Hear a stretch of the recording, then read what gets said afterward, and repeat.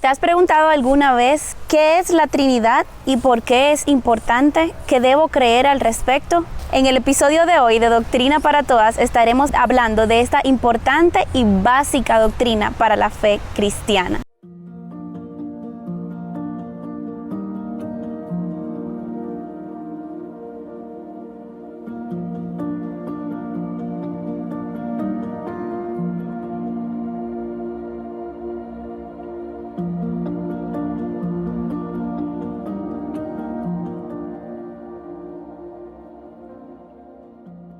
Cuando nos preguntamos qué es la Trinidad o la doctrina de la Trinidad, es qué enseña la Biblia acerca de esto que se ha denominado como la Trinidad, pero es una palabra que no está realmente definida ahí en la Biblia. El que no esté definido como palabra o como término en la Biblia no quiere decir que no exista. Es una forma de resumir lo que creemos acerca de la relación de las tres personas que vemos reveladas en la Biblia como Dios, el Padre, el Hijo y el Espíritu Santo. ¿Cómo están relacionadas? ¿Quiénes son cada uno? ¿Qué caracteriza a cada uno de ellos? ¿Son lo mismo? ¿Son separados? ¿Hay igualdades? ¿Hay diferencias? Son muchas de las preguntas que nos hacen, y de hecho las mismas preguntas tenían el mundo alrededor, el mundo romano alrededor de los cristianos en el primer siglo. ¿Por qué en el primer siglo? Porque en el primer siglo es cuando se revela Cristo, la segunda persona de la Trinidad, el Hijo encarnado. Entonces, cuando la fe cristiana empezó a crecer en el Imperio Romano, una de las principales acusaciones que vivió el cristianismo fue de ser politeísta, en contraste a la fe judía tradicional, que era monoteísta. ¿Por qué? Porque había un mal entendimiento de que ellos pensaban que los cristianos creían en tres dioses y no en un solo Dios. Entonces fue necesario que a medida que la iglesia fue creciendo, a medida que el evangelio se fue expandiendo, los cristianos pudieran explicar qué creíamos acerca de Dios. Y obviamente desde el principio hemos creído que Dios es uno. Y el principio de la Trinidad es justamente ese. No debemos nunca perder de vista de que Dios es uno. Es revelado en tres personas que son de la misma esencia, pero tres personas distintas con funciones muy distintas cada una de ellas, pero con la misma esencia, con los mismos atributos. Y vamos a estar hablando entonces de esos atributos en unos momentos.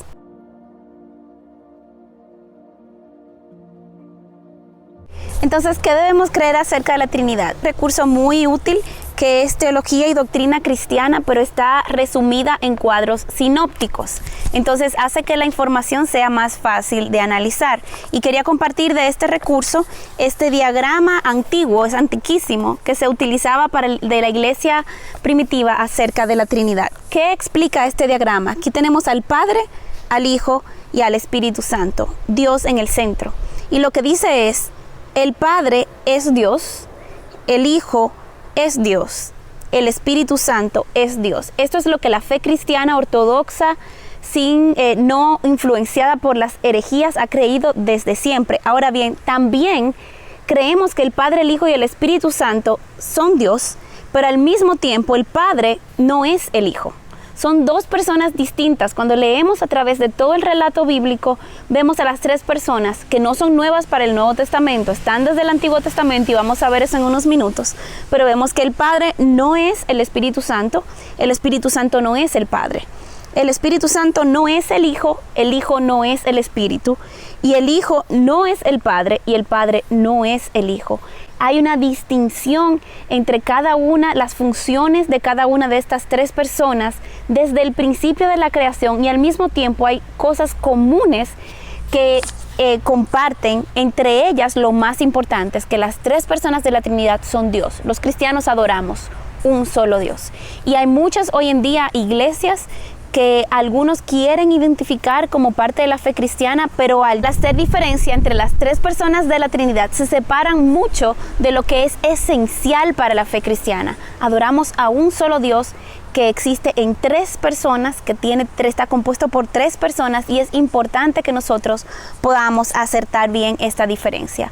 Ahora bien, ¿qué características vemos en el Padre, en el Hijo y en el Espíritu Santo?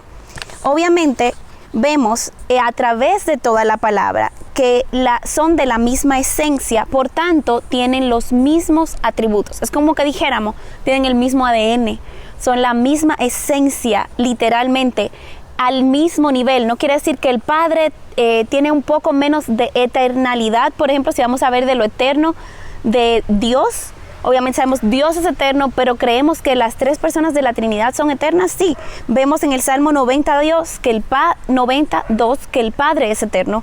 Vemos en Juan 1:2 y en Apocalipsis 11:8 al 17 que el Hijo es eterno. Y vemos en Hebreo 9:14 que el Espíritu Santo es eterno. Cuando vemos acerca de la omnipresencia, vemos la omnipresencia del Padre en Jeremías 23:24, vemos la omnipresencia del Hijo en Mateo 18:20 y vemos la omnipresencia del Espíritu Santo en el Salmo 139:7. Vemos que cada uno de los atributos de Dios están revelados a través del Antiguo y del Nuevo Testamento acerca de cada una de las personas de la Trinidad debidamente identificadas en toda la enseñanza bíblica. Esto es maravilloso. Al mismo tiempo, vemos que tienen igualdad en esencia, pero tienen roles distintos. Y vemos que cada uno tuvo una parte distinta en los mismos eventos, con roles distintos, justo en el mismo evento. Vemos, por ejemplo, qué hizo el Padre, qué hizo el Hijo, qué hizo el Espíritu Santo en la creación del mundo. Vemos en el Salmo 102:25, vemos el rol, la función del Padre, el Padre actuando en la creación.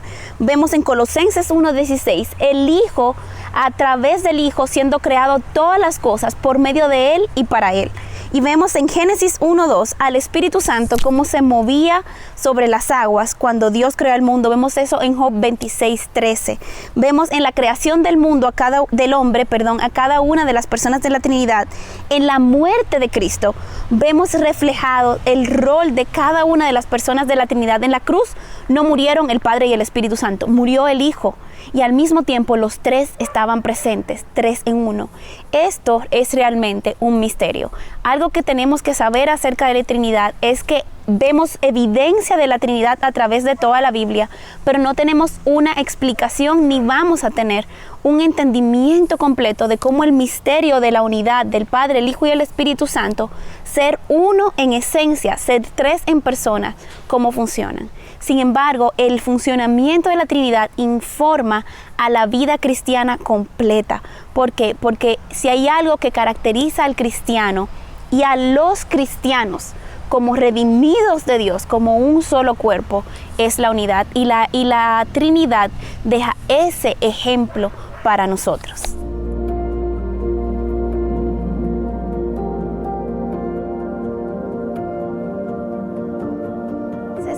Viendo que el Padre, el Hijo y el Espíritu Santo tienen los mismos atributos, su eternidad, su poder, su omnisciencia, todos revelados para cada una de las personas de la Trinidad a través del relato bíblico, la santidad del Padre, la santidad del Hijo, la santidad del Espíritu Santo, la bondad, la misericordia que cada uno de ellos muestra y al mismo tiempo a Dios como uno solo actuando, ¿dónde vemos entonces esa pluralidad de personas, pero esa unidad? Lo vemos desde el libro de Génesis. Génesis 1 dice, en el principio creó Dios. Y esa palabra para Dios es Elohim, es el nombre de Dios descrito en el primer versículo del libro de Génesis, en el primer versículo de la Biblia.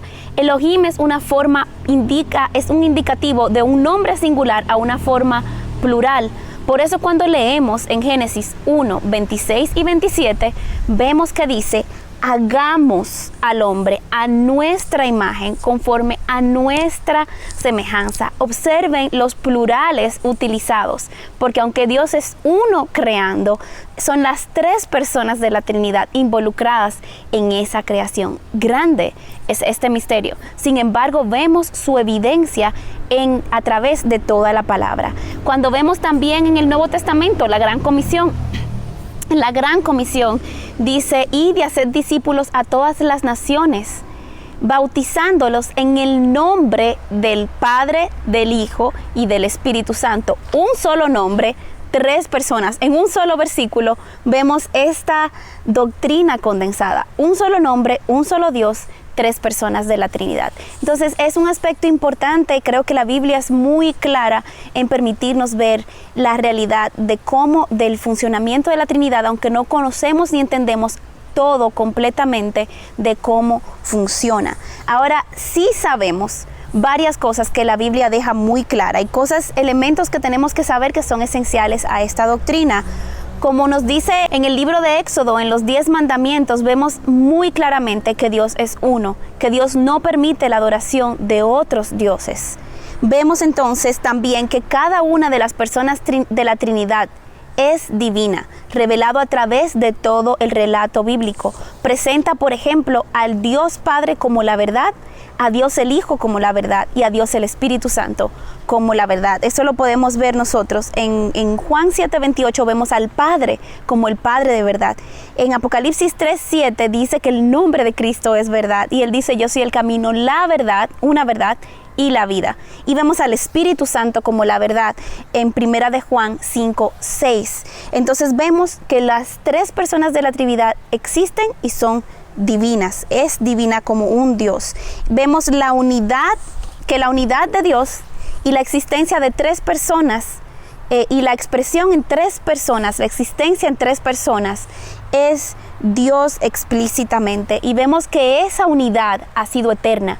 El Hijo no fue creado por el Padre. El Espíritu Santo no fue creado por el Hijo. Ninguno de los 3 fue creado por ninguno de los 3. Los 3 han sido eternamente coexistentes. Y esto es muy importante porque hoy en día nuevamente algunas iglesias que incluso han querido pasar como iglesias cristianas, algunos por ejemplo como los Testigos de Jehová y los mormones, no son fes cristianas porque justamente chocan con el entendimiento de la divinidad de las 3 personas y de la coexistencia eterna de estas 3 personas, donde ninguna ha sido creada por la otra, porque son uno, son Dios eternamente coexistentes.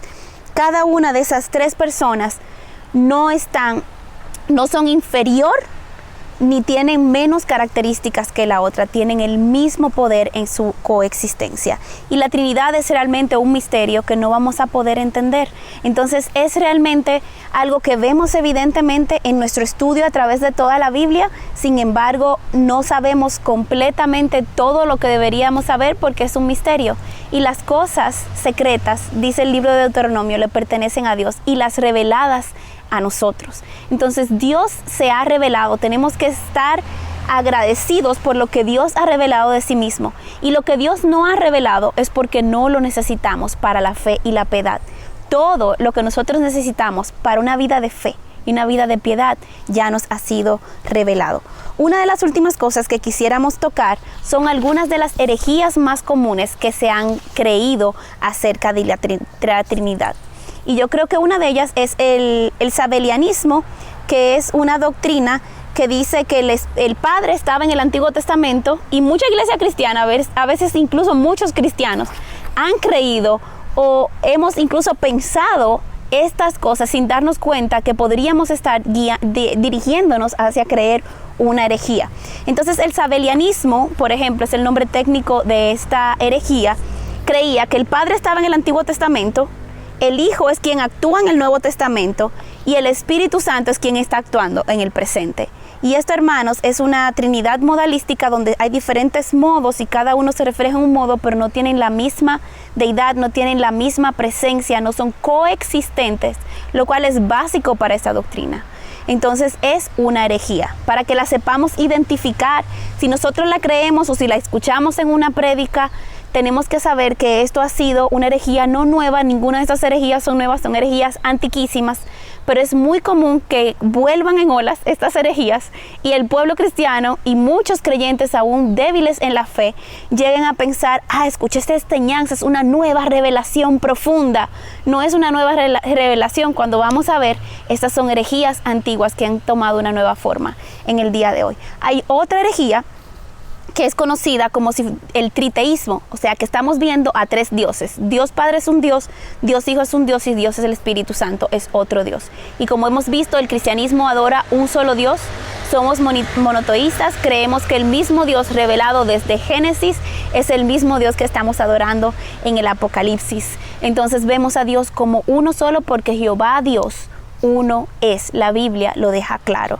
Y la última herejía que queremos ver es el unitarismo, donde vemos que son tres personas, pero hay como no son coexistentes, sino que el Padre creó a Dios, y hacia esto es mucho de lo que creen los mormones y los testigos de Jehová. El Padre Dios creó al Hijo, y el Hijo es una criatura de Dios, con un alto rango, pero una criatura de Dios, y el Espíritu Santo es impersonal, es una forma impersonal de algo de Dios. Entonces, todas estas son herejías que nos van a desvirtuar en nuestra vida cristiana. ¿Por qué? Porque se separan de la misma esencia de quién es Dios. Todo lo que ataque quién es Dios nos está llevando a adorar a otra idea de Dios, que no es como Dios se ha revelado. Por eso es tan importante que nosotros sepamos lo que creemos, hermanas, y por qué lo creemos. Finalmente, hermanas, queremos terminar con una aplicación bíblica de todo esto. La iglesia ha estado liberó en los primeros años del desarrollo de la iglesia, y se dio cuenta por qué era tan importante que dejáramos claros los puntos sobre la deidad de Dios. Y para eso, al final, por muchas de las herejías que se estaban levantando, como vimos cuando estudiamos cristología, vimos la herejía arriana que negaba la deidad de Cristo, y entonces se dio el concilio de Nicea, y en este concilio se aclaró la unidad de Cristo y la unidad de la iglesia, porque esto estaba amenazando con separar justamente la unidad de la iglesia. Y entonces nosotros vemos cómo en el concilio de Nicea se afirmó, se aclaró la deidad de Cristo. Luego, entonces, en el concilio de Constantinopla, en el año 381 después de Cristo, vemos que tuvo que hacerse una aclaración entonces de la deidad del Espíritu Santo como igual y coexistente al Padre y al Hijo. Entonces vemos que todas estas doctrinas, así como amenazan la creencia en que cómo puede ser un solo Dios y tres personas, amenazan la unidad de la deidad, y amenazan entonces la unidad también del cuerpo de Cristo. Que empecemos a creer que no podemos funcionar juntos. Y yo creo que hay algo que la doctrina de la Trinidad nos deja claros, es que puede haber diferenciación de roles en las personas. Si en la Trinidad, que siendo Dios lo puede hacer, nosotros tenemos un ejemplo que seguir. Como el cuerpo de Cristo, debemos de saber que esta doctrina nos enseña la importancia de la preservación de la unidad en la fe cristiana, que dejemos a un lado diferencias secundarias o terciarias, no primarias como es la doctrina de la Trinidad, pero sí algunas doctrinas secundarias y terciarias que han dividido tanto hoy en día, discusiones que han dividido tanto al punto de que no podemos trabajar juntos, no podemos evangelizar juntos, no podemos discipular juntos a la iglesia de Dios. Y esto no es posible porque no es la enseñanza que Dios nos ha dejado.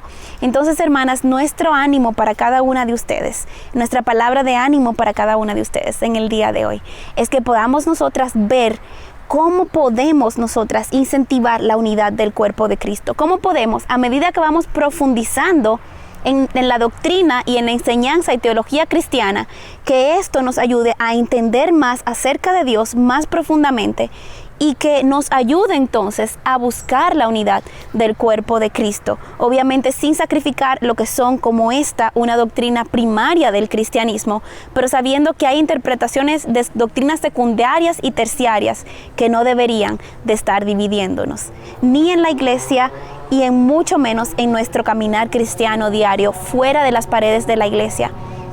Porque así como nos enseña Cristo, y fue su oración final, Juan 14 al 17, vemos este sermón final de Cristo donde Él ora al Padre y una y otra vez afirma su unidad con el Padre y el Espíritu Santo, y entonces ora: Padre, te pido que ellos sean uno, así como tú y yo somos uno. Que ese pueda ser el deseo también de nuestros corazones. Bendiciones abundantes, hermanas.